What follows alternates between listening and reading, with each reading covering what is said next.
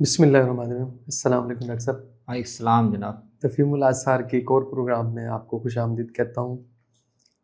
ہم نے پچھلی نشست میں صحابہ کے جہاد کی نوعیت اور ان کے جواز کا پس منظر نبی صلی اللہ علیہ وسلم کی سیرت اور آپ کے مشن اور ہدف کی روشنی میں دیکھا ہے، اور ہم نے ایک بڑی اچھی اور علمی گفتگو کا آغاز ہم نے کر دیا ہوا ہے صحابہ کی جہاد کی نوعیت کے حوالے سے۔ آج ہم دیکھیں گے، پچھلی نشست میں ہم نے ذکر کیا تھا کہ نبی صلی اللہ علیہ وسلم نے اپنے ہدف کے پہلے مرحلے میں جزیرۃ العرب کے اندر آپ نے فرمایا کہ لیظہرہ علی الدین کلہ، قرآن نے بھی کہا اور آپ صلی اللہ علیہ وسلم عملی طور پہ اس کو ہمیں ظہور اس کا نظر آتا ہے۔ آج ہماری گفتگو ہوگی کہ ہماری گفتگو کا پہلا حصہ یہ ہوگا کہ جزیرۃ العرب کے اندر جو آپ صلی اللہ علیہ وسلم کے مخاطبین تھے وہ کون کون تھے، اور ان کے ساتھ نبی صلی اللہ علیہ وسلم نے کس طرح معاملہ کیا۔ قرآن حکیم میں بھی ہمیں نظر آتا ہے اور نبی صلی اللہ علیہ وسلم کے ہاں بھی ہمیں نظر آتا ہے۔ تو اس پہ میں چاہتا ہوں کہ ہم تھوڑی سی روشنی ڈالیں۔ جی، یہ بالکل ایک ضروری سوال ہے کہ دین کا غلبہ قائم ہوگا اور لوگوں کو یہ دین قبول کرنا ہوگا، تو اور لوگوں سے یہ مطالبہ ہے کہ پیغمبر صرف ایک اللہ کی طرف سے بات پہنچا کر جانے والی ہستی نہیں ہے، اس کے ماننے یا نہ ماننے پر نتائج مرتب ہونے۔ بالکل ٹھیک۔ تو بہت اہم سوال پھر یہ پیدا ہوتا ہے کہ اچھا، ماننے کا مطالبہ اگر تھا تو اس کی تفصیلات کیا ہیں؟ بالکل ٹھیک۔ اگر لوگ نہ مانتے، انکار کرتے، صحیح، تو ان کے لیے پھر کیا انجام مقرر کیا گیا یا ان کے لیے کیا احکام بیان کیے گئے؟ تو یہ بہت بنیادی سوال بن جاتا ہے۔ تو قرآن مجید سے بھی معلوم ہوتا ہے اور نبی صلی اللہ علیہ وسلم کی احادیث سے بھی بہت واضح طور پر کہ اس میں ایک انجام طے کیا گیا اس خاص قوم کا جس کے اندر رسول اللہ صلی اللہ علیہ وسلم کو اصل میں اٹھایا گیا، اور اصل میں جس کو دنیا کی باقی قوموں پر شہادت علی الناس کی ذمہ داری دیا جانا مقصود تھا۔ بالکل ٹھیک، بالکل صحیح۔ تو اس خاص قوم کا، اس خاص جماعت کا انجام وہ تو ایک الگ مقرر کیا گیا، اور وہ یہ تھا قرآن مجید نے سورہ توبہ میں اس کو واضح کر دیا کہ یہ سارے مراحل مکمل ہونے کے بعد دعوت، ابلاغ، انذار، پھر ہجرت، پھر جہاد اور قتال، پھر مکہ کا فتح ہو جانا، تو جب بالکل عیاناً واضح ہو گیا کہ ہاں اللہ کا رسول جس کام کے لیے آیا تھا، اللہ کی تائید و نصرت سے اس نے وہ کام کر دیا۔ مکہ اب مسلمانوں کے ہاتھ، بالکل بیت اللہ اب مسلمانوں کے پاس ہے، تو اب اس دین کے برحق ہونے اور یہ کہ خدا نے اس دین کو، توحید کے دین کو اس سرزمین کے لیے مقدر کر دیا، اب اس میں کوئی خفا نہیں رہی۔ تو عرب کے سارے لوگ پھر اس کے پابند ہیں، ٹھیک ہے، ٹھیک ہے، کہ وہ اس کو قبول کریں۔ تو ان کے لیے تو پھر انجام یہ مقرر کیا گیا کہ یہ اگر قبول نہیں کریں گے اس دین کو تو ان کے لیے جان کی امان نہیں ہے۔ بالکل ٹھیک، بالکل صحیح۔ تو آپ نے اس کا سن 9 ہجری میں اس کا اعلان کروا دیا، سورہ توبہ میں وہ آیات اتری، اور 9 ہجری میں اسی لیے رسول اللہ صلی اللہ علیہ وسلم خود تشریف نہیں لے کے گئے، اور بھی اس کے عوامل تھے، لیکن سیدنا ابوبکر کو امیر بنا کر بھیجا گیا، پھر سیدنا علی کو پیچھے بھیجا گیا کہ یہ آیات حضور کی طرف سے وہاں پڑھ کے سنائیں۔ تو اس میں تو یہی طے کیا گیا کہ اللہ کی طرف سے جن کے ساتھ معاہدے ہیں یا کسی کا معاہدے نہیں ہیں یا مختلف نوعیت کی، تو مہلت اللہ نے دے دی۔ جن کے ساتھ تو کوئی خاص مدت تک معاہدے ہیں وہ پورے کیے جائیں گے، لیکن جن کے ساتھ معاہدے نہیں ہیں یا وقتی معاہدے ہیں تو وہ اعلان ہونے کے بعد 4 مہینے کے بعد، اشہر حرم مکمل ہونے کے بعد ان کے خلاف قتال شروع ہو جائے۔ تو فَإِذَا انْسَلَخَ الْأَشْهُرُ الْحُرُمُ، آیت نمبر 5 ہے، فَإِذَا انْسَلَخَ الْأَشْهُرُ الْحُرُمُ فَاقْتُلُوا الْمُشْرِكِينَ حَيْثُ وَجَدتُمُوهُمْ۔ یعنی اب گویا ان کے لیے زندہ رہنے کی ایک ہی وجہ رہ گئی ہے کہ وہ اسلام قبول کریں. ان کے اندر اللہ نے پیغمبر بھیجا ہے، ان کے اندر سارے مراحل ہوئے ہیں، ان کی زبان میں اللہ نے قرآن اتار دیا ہے، ان پر حجت تمام کر دی ہے، ان کے دیکھتے ہوئے ان کے سامنے سارا زور لگانے کے باوجود اللہ نے مکہ مسلمانوں کو فتح کروا دیا. تو اب ان کے پاس کوئی عذر یا گنجائش نہیں ہے جو خدا کے پیغمبر کا انکار کرے. بالکل صحیح. تو مانے ورنہ پھر قتل ہونے کے لیے تیار. بالکل ٹھیک. تو اس گروہ کا تو اللہ نے یہ طے کیا مشرکین کے لیے. صحیح. اور اس کے یعنی اس کے پیچھے یعنی اس کی لاجک کیا تھی، اس کی بنیادیں کیا تھی، وہ میں نے مختصر بیان کی. لیکن اس کے ساتھ ایک دوسرا گروہ بھی تھا جس کے ساتھ نبی صلی اللہ علیہ وسلم مدنی دور میں خاص طور پر اس پر بھی حجت تمام کر رہے تھے. بالکل ٹھیک. ان تک بھی حق واضح کیا گیا. وہ پہلے بھی اپنی دینی روایت کی روشنی میں واقف تھے، تو ان کا انجام اللہ نے مختلف مقرر کیا، کیونکہ ان کے اندر آپ نے مبوس ان کو نہیں کیا، وہ امیین میں سے نہیں تھے. بالکل ٹھیک. تو ان کا انجام اللہ تعالیٰ نے پھر اس سے مختلف رکھا، اور وہ سورہ توبہ میں بیان کر دیا کہ یہ لوگ، یہ تو واضح ہو گیا کہ یہ جان بوجھ کر حق کو قبول نہیں کرتے. بالکل ٹھیک. واقف ہونے کے باوجود نہیں قبول کر رہے، تو اس کی سزا تو ان کو ملے گی. اور وہ یہ کہ یہ اب عزت کے ساتھ اور سرفرازی کے ساتھ نہیں جی سکتے، یہ مسلمانوں کے زیر دست ہو کر، محکوم ہو کر رہ سکتے ہیں. البتہ وہ انجام اللہ نے ان کا طے نہیں کیا کہ اگر یہ ایمان نہ لائیں، وہ مشرکین والا انجام نہیں. ان کے پاس آپشن ہے، ان کے پاس آپشن ہے. وہ دونوں اسباب قابل فہم ہیں. صحیح. ایک تو یہ کہ براہ راست ان کے اندر نبی کی بعثت نہیں ہوئی. صحیح. یہ جو ذمہ داری دی جانی مقصود تھی اس کا وہ اس طرح حصہ نہیں ہے. ٹھیک ہے. وہ امیین بنی اسماعیل کے لیے تھی اس پہلو سے بھی. اور دوسرے یہ کہ وہ بہرحال ایک دینی روایت کے ساتھ وابستہ ہے، وہ ایک آسمانی کتاب کو مان رہے ہیں، انبیاء کی روایت سے جڑے ہوئے ہیں، تو ان کے ساتھ ایک رعایت کی گئی. لیکن یہ واضح کر دیا گیا کہ وہ ایمان نہ لا کر ہیں مجرم، اللہ کی نظر میں مجرم ہیں اور دنیا میں بھی سزا کے مستحق ہیں. تو آیت 28 یا 29 ہے غالباً، قاتل الذین لا یؤمنون باللہ ولا بالیوم الآخر ولا یحرمون ما حرم اللہ ورسولہ ولا یدینون دین الحق من الذین اوتوا الکتاب حتی یعطوا الجزیۃ عن ید وہم صاغرون. بالکل صحیح. بالکل صحیح. تو ان دو بڑے گروہوں کا انجام اور ان پر دین کا غلبہ کیسے قائم ہوگا، بالکل ٹھیک، وہ تو قرآن نے خود واضح کر دیا. بالکل صحیح. یہی ہمیں احادیث میں ملتا ہے. بحرین کے مجوسی بھی نبی صلی اللہ علیہ وسلم کے دور میں موجود تھے، ان کے بارے میں بھی آپ نے کوئی پالیسی واضح فرمائی؟ ہاں، یہ ایک پھر اگلا اہم سوال ہے کہ قرآن نے براہ راست جن گروہوں کے ساتھ، اس کو شاہ صاحب کس طرح نے مخاصمہ کیا ہے. صحیح صحیح. بالکل ٹھیک. اور ان پر ان کی اپنی دینی روایت کی روشنی میں حجت تمام کی ہے، وہ تو یہ دو گروہ ہیں. ٹھیک ہے. ٹھیک ہے. اہل کتاب کو اگر آپ دو میں بانٹ لیں تو وہ 3 بن جاتے ہیں. جی جی جی بالکل. تو مجوس کا قرآن ذکر تو کرتا ہے، صرف صابئین کا ذکر کرتا ہے. ان پر براہ راست ان کے ساتھ کوئی مخاصمہ یا ان پر اس طرح دلائل کے لحاظ سے ان کو مخاطب کر کے کوئی بات وہ نہیں ہوا. جی جی. تو قرآن ان کا تو کوئی ذکر اس طرح براہ راست نہیں کر رہا. ٹھیک ہے. اس کا مطلب یہ ہے کہ قرآن نے اس کو پھر موضوع نہیں بنایا براہ راست اور چھوڑ دیا اجتہاد پہ. ٹھیک ہے. ٹھیک ہے. تو وہ پھر نبی صلی اللہ علیہ وسلم نے روایات میں ہمیں ملتا ہے کہ اور مجوس بہت زیادہ عرب میں تھے بھی نہیں، تھے بھی تو حاشیوں پر تھے. اچھا. تو بحرین جب وہاں کے وہ مسلمانوں کی سلطنت کا حصہ بنا ہے، وہاں کے جو حکمران تھے مقامی، انہوں نے آپ کی اطاعت قبول کی، تو پھر آپ نے ان کو رہنمائی دی کہ اس علاقے میں جو مجوسی ہیں موجود ہیں تو ان سے بھی، جیسے اہل کتاب سے یہودیوں اور نصارہ سے جزیہ وصول کرنا ہے، تو اس علاقے میں جو مجوسی ہیں ان سے بھی جزیہ ٹھیک وصول کرو. صحیح صحیح. تو یہ آپ نے فیصلہ تو فرما دیا.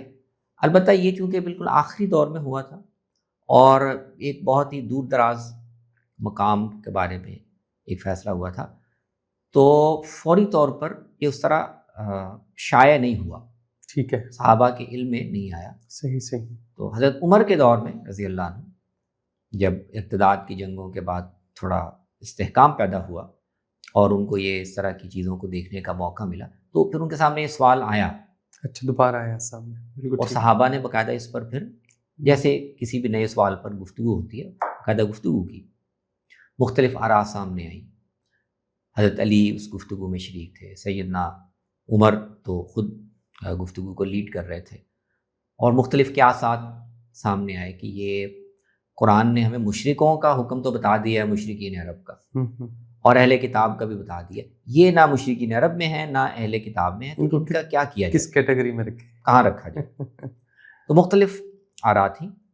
وہ اسی تحقیق میں پھر عبد الرحمن بن عوف رضی اللہ عنہ نے، جو اس موقع پر مجوس کے لوگ جو آئے تھے اور آپ نے ان کے بارے میں اس موقع پر موجود تھے، انہوں نے پھر یہ روایت بیان کی، بتایا کہ آپ نے ان کے بارے میں ان سے مجوسیوں سے جزیہ لینے کا فیصلہ کیا تھا۔ تو اس کی روشنی میں پھر صحابہ نے یہ طے کیا کہ مجوسیوں سے بھی پھر ہم جزیہ، اہل کتاب کی طرح ان کو ڈیل کریں گے جیسے، تو وہ پھر آگے فقہا میں جا کے بحث پیدا ہوگی کہ اچھا مجوسیوں سے جزیہ لینے کا فیصلہ کیوں کیا گیا، اچھا کیا ان کا الحاق اہل کتاب کے ساتھ کیا گیا؟ اچھا، وہ پھر بڑی فقہی بحث بن جاتی ہے، تفصیلی بحث پہ، اگر اہل کتاب سے الحاق کیا گیا تو اس کا مطلب ایک اصول نہیں بنتا، تو باقی سارے گروہ جو نئے گروہ ہوں گے ان کے بارے میں پھر دیکھنا پڑے گا کہ صحیح صحیح، لیکن اگر وہ الحاق کرنے کے بجائے ایک اصول بنا لیا گیا کہ مشرکین عرب کے علاوہ اب باقی جتنے بھی لوگ ہوں گے تو وہ پھر اہل کتاب کی طرح ہی ٹریٹ کیے جائیں گے، بالکل ٹھیک، جو پھر اختلاف فقہا میں رہا، بالکل صحیح، لیکن صحابہ نے ان کے دور کے حد تک یہ سیٹل ہو گیا کہ مجوس سے جزیہ لیا جائے گا۔ بالکل صحیح۔ یہ جو جزیرۃ العرب کی خاص حیثیت ہے نبی صلی اللہ علیہ وسلم کے ہاں، اس کی بنیاد کیا ہے؟ پیغمبر علیہ السلام کو جزیرۃ العرب میں خاص، یعنی قرآن کے احکام بھی ہیں، ان کو مشرکوں کو قتل کرنے کا بھی کہا جا رہا ہے، تو اس کو خاص حیثیت کیوں دی جا رہی ہے جزیرۃ العرب کو؟ جی یہ بالکل صحیح سوال ہے۔ اصل میں اس پوری گفتگو کو اگر ہم جوڑ لیں تاریخی طور پر پیچھے، اور سیدنا ابراہیم علیہ السلام کی ذریت میں ان کو شہادت علی الناس کے منصب کی ذمہ داری صحابہ کو اس مرحلے پر دی گئی، لیکن یہ ذمہ داری اس سے پہلے بالکل ٹھیک، بنی اسرائیل کو بھی دی گئی۔ بالکل صحیح۔ تو اصل میں اس ذمہ داری کا ایک تقاضا یہ بنتا تھا کہ اس قوم کی جو اس ذمہ داری پر فائز ہے، ایک علاقہ، اچھا ٹھیک، خاص علاقہ جو ان کا مرکز ہو، صحیح، اور جہاں پر ان کا پایہ تخت ہو، ان کے اقتدار کا مرکز ہو، اور وہ دینی لحاظ سے بھی خاص ہو اس قوم کے لیے، اس دینی روایت کے لیے، یہ اس اصل میں ذمہ داری کا ایک تقاضا بن جائے۔ اچھا ٹھیک ہو، ٹھیک، یعنی ذمہ داری تو یہ ہے کہ تم نے دنیا کی قوموں پر حق واضح کرنا، ان تک یہ پیغام پہنچانا، لیکن اس کے لیے ایک آپ کو بیس تو چاہیے، ایک علاقہ جہاں پر وہ دین اور اس کی تعلیمات اور خاص طور پہ توحید وہ یعنی ایک مرکز کے طور پر موجود ہو۔ صحیح، تو بنی اسرائیل کے ساتھ بھی یہ کیا گیا، ٹھیک ہے، یعنی ایک ان کی عبادت کا مرکز مقرر کر دیا گیا، صحیح، اور دوسرے وہ علاقہ جو خاص بنی اسرائیل کا علاقہ ہوگا، یہاں پہ غیر بنی اسرائیل لوگ نہیں رہ سکیں گے، ٹھیک ہے، اور اس خاص علاقے کی حدود میں شرک کی کوئی شکل گوارا نہیں کی جائے گی، شرک سے اور مشرکوں سے اس علاقے کو بالکل پاک کر دیا جائے گا۔ یہ عمل بینی اس سے پہلے بنی اسرائیل کے باب میں بھی بالکل ہو چکا ہے، بالکل ٹھیک ہے، بالکل ٹھیک، اور وجہ اس کی یہی ہے کہ اگر وہ توحید کی دائی قوم ہے اور اس کی ذمہ داری ہے، تو ایک علاقہ تو ایسا ہونا چاہیے جہاں پر وہ دین توحید اپنی شکل میں، اصل شکل میں موجود ہو، بالکل صحیح، اور وہ اس قوم کا مرکز ہو، دینی بھی، سیاسی بھی، عملی طور پہ وہاں جا کے دیکھا جا سکے، ایک بیس بنے جہاں سے دنیا کی لوگ قوموں تک پیغام پہنچانے کا کام کیا جا سکے۔ بالکل، تو وہ عمل جو وہاں ہوا تھا، ان کے لیے فلسطین کا علاقہ خاص کیا گیا، اور اس میں یروشلم کا شہر اور بیت المقدس کا مرکز، جب بنی اسماعیل کو یہ ذمہ داری دی گئی تو ان کا چونکہ مقام اس لیے کہ ان کا علاقہ بھی رہائش کا وہ فلسطین ہے، جی جی بالکل، ان کے انبیاء بھی سارے وہیں مبعوث ہوئے، پوری روایت ہے بنی اسماعیل جو ہیں وہ سارے ادھر ہی ہیں، جزیرہ عرب میں آباد ہیں، صحیح، ان کے چلیے، لیے جو مرکز بنایا گیا وہ بھی مکہ میں ہے، صحیح صحیح، تو اس لیے کم و بیش وہی احکام جو ان کے لیے تھے وہی کہ اس خاص علاقے میں کوئی شرک اور کسی مشرک کا وجود بالکل گوارا صحیح۔ نہیں کیا جائے گا۔ وہ یہ جو آثار ہمیں نظر آتے ہیں خالد بن ولید رضی اللہ عنہ کو بھیجا کہ وہ عزا ہے اور یہ جو بت ہیں جہاں جہاں وہ ان کو گرا دیا جائے، حتیٰ کہ مکہ فتح کے بعد جو یہ المکہ الشامیہ کے بعد المکہ الیمانیہ جو یمن میں اس طرح کا یمن بنا میں ہے، لوگوں نے اس طرح تو بنایا جہاں ہوا جہاں بت اور جہاں جہاں وہ کوئی گڑھ تھے، مرکز تھے، ان کو بھی ختم کیا گیا اسی تناظر میں جو آپ نے فرمایا کہ اس علاقے کو خاص کر دیا اور آپ کو یہی عمل بینی تورات میں ملتا ہے، بالکل ٹھیک، یعنی انہوں نے بھی جب علاقہ فتح کر لیا تو ان کو باقاعدہ حکم تورات میں اس کی تفصیل ہے کہ اس پورے علاقے میں تم نے کوئی بت، کئی وہ یسیرت کا لفظ بولتے ہیں،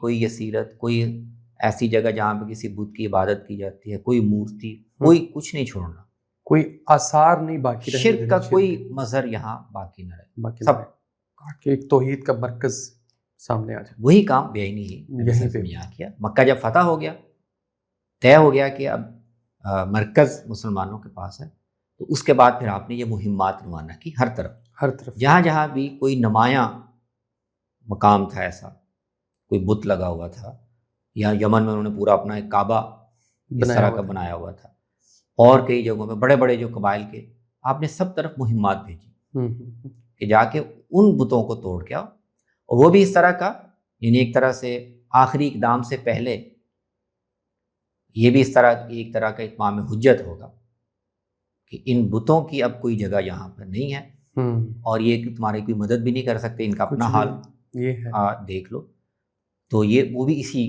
کے تحت تھا، بالکل صحیح، اور یہ بھی جزیرہ عرب میں کیا گیا، بالکل ٹھیک ہے، یہ وہی جزیرہ عرب کی جو خاص ہے کہ صحابہ نے اس کے جزیرہ عرب کے باہر کہیں بھی ایسا اقدام نہیں کیا، بالکل۔ یہ جو جزیرہ عرب کی حدود اربع ہیں، یہ آپ صلی اللہ علیہ وسلم نے واضح فرما دیے یا بعد میں صحابہ نے، یعنی یہ انڈرسٹوڈ تھا کہ یہ حدود ہے جزیرۃ العرب کے جس کو خاص کر لیا گیا اللہ تعالیٰ نے اپنے توحید کے مرکز کے لیے؟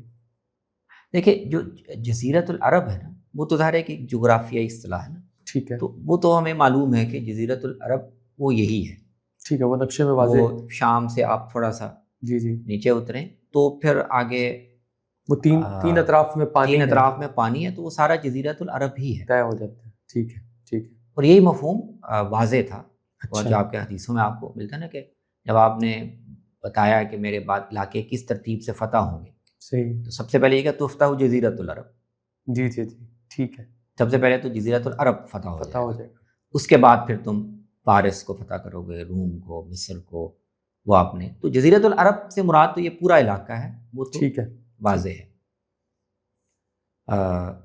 البتہ یہ سوال پیدا ہوتا ہے، ہوا صحابہ کے دور میں بھی، کہ یہ جو وہ ایک خاص علاقہ جہاں پر، اچھا اس پورے علاقے میں شرک تو نہیں قبول کیا جائے گا، ٹھیک ہے، یہ بھی واضح، اس میں کوئی بحث نہیں ہے، اچھا ٹھیک ہے، پورے جزیرہ عرب میں دوسری کہیں بات بھی بھی طے ہے، شرک کی کوئی کوئی گنجائش صورت نہیں رہے گی، بالکل نہیں ہے، یہ اس میں صحابہ واضح۔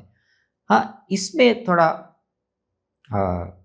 اختلاف پیدا ہوا کہ نبی صلی اللہ علیہ وسلم نے اصل میں اپنی وفات کے وقت ایک وصیت فرمائی تھی کہ جزیرہ عرب میں شرک تو نہیں قبول کیا جائے گا، لیکن یہودی اور نصرانی رہ رہے ہیں، مدینہ میں بھی رہ رہے ہیں، نجران میں مسیحی رہ رہے ہیں، اور تو آپ نے فرمایا کہ جزیرہ عرب میں مسلمانوں ہی کو ہونا چاہیے، تو یہود اور نصارہ کو بھی میں نے ان کو رہنے دیا مصلحتاً معاہدہ کے تحت، لیکن ان کو بھی جزیرہ عرب کے حدود سے باہر کر دینا تاکہ جزیرہ عرب مسلمانوں کے لیے خاص ہو جائے۔ بالکل ٹھیک ہو گیا، تو وہ اس کو پھر حضرت عمر نے اپنے دور میں امپلیمنٹ، جی جی بالکل ایسے ہی، ٹھیک ہے۔ تو انہوں نے جو یہ فیصلہ کیا اس کے حوالے سے ایک تھوڑی بحث ملتی ہے کہ یہ جو حکم ہے کہ اس میں اس پورے علاقے میں غیر مسلم کوئی بھی رہے نہ، شرک تو کسی حال میں قابل قبول نہیں ہے، لیکن رہنے کے لیے غیر مسلموں کی پابندی،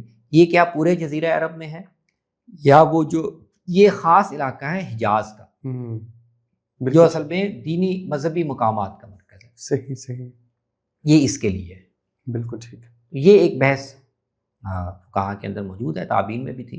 حضرت عمر نے اصل میں کیونکہ یہیں سے ان کا انخلاء کیا تھا، جی بالکل، تو یہ بات مختلف احکام کے حوالے سے پھر اس فقہی بحث کی گنجائش رہتی ہے کہ کس حکم کے لیے کون سا علاقہ زیادہ سینسیٹیو علاقہ ہے، صحیح اور کون سا حکم ہے جس کو پھر پورے جزیرہ عرب پر امپلیمنٹ کرنا چاہیے۔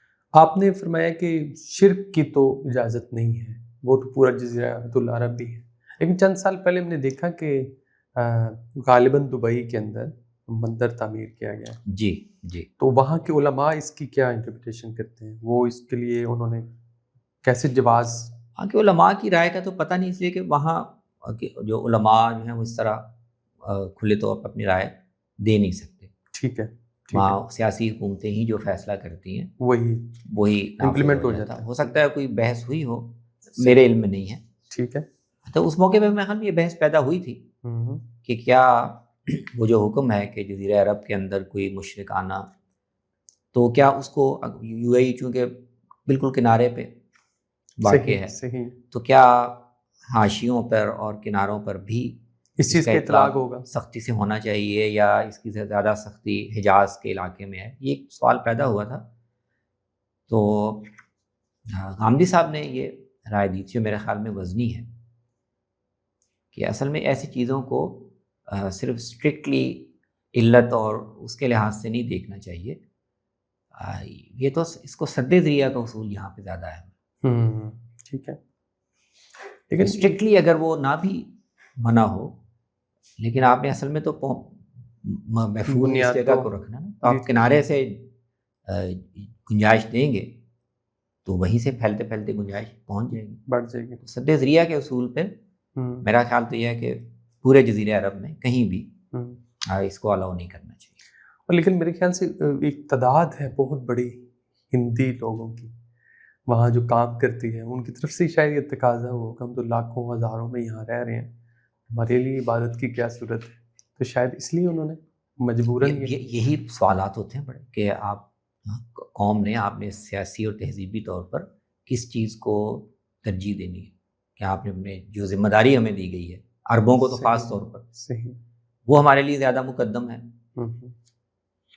ٹھیک ہو گیا۔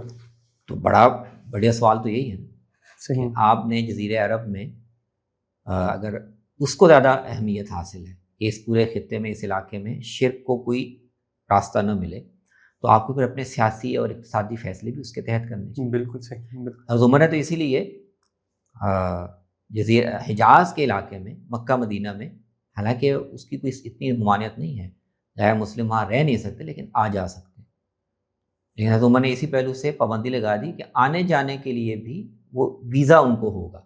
اچھا، حجاز کے مکہ اور مدینہ میں خاص اجازت، یہودی نصرانی بھی مشرک تو رہے نہیں تھے، یہ بھی آئیں تو ایک ضرورت کسی کام کے تحت آئیں اور 3 دن یا کچھ دن کر کے اس کے اندر واپس چلے جائیں۔ ٹھیک ہو گیا، بہت زیادہ آمد و رفت بھی ان کی نہ ہو۔ صحیح، بالکل۔ تو میرے خیال میں ان حکومتوں کو بھی اس پہلو سے دیکھنا چاہیے کہ آپ نے آمد و رفت، آپ نے مستقل وہاں ایک ایسے ملک سے ورک فورس بلا لی ہے اور لاکھوں کی تعداد میں جو مستقل وہاں مقیم، تو ظاہر ہے وہ پھر اب جدید سیاسی تصورات کے لحاظ سے حقوق مانگے گی۔